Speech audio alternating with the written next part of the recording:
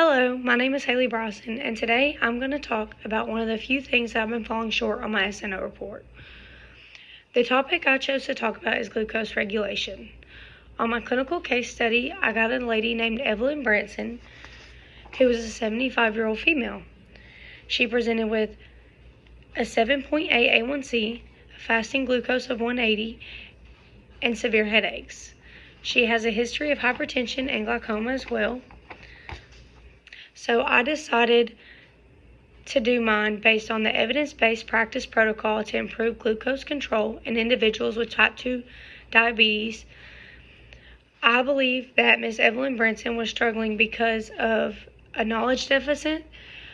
It's a huge amount of knowledge that we give these patients in the office on top of such a shock that I feel like it is entirely too hard to wrap our head around and absorb. And I think that if we implemented phone calls and extra time with these patients outside of that 15-minute office visit, it would greatly improve outcomes. And in this article, it talks about the same thing. So they took two different groups of patients, and they did one group of patients with just the ADN standards of care for glucose monitoring and how to manage it. And they took another group and they did one-on-one coaching, and those coachings were able to do medication adjustments, accommodations, tests, use additional resources, and it eliminated the knowledge deficit in the middle. So both groups of people took their fasting blood glucose levels biweekly. They both sent them in. However, the one group that got the coaching got a phone call biweekly to talk the patient through the glucose levels and to talk about what's next, how we can improve, and are there any questions and concerns that we can help you with in this moment. There was some limitations as far as severe hypoglycemia and weight gain that is also attributed to keeping glucose levels normal. We also had some glucometer malfunctions, which anything with technology, you're always going to experience some degree of malfunction.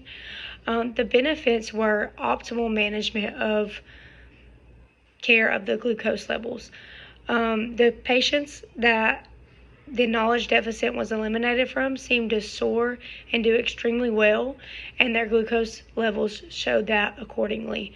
The ones that did not receive that level of care were significantly lower than those that received the coaching. It was an 8-week period that they did this, all with females within the same age group and same characteristics.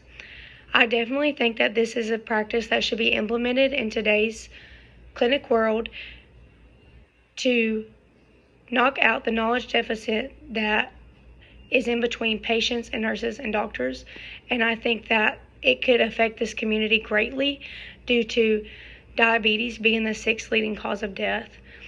I think that keeping glucose levels low helps to decrease comorbidities and could be great for the outcome of all of our patients. Thank you.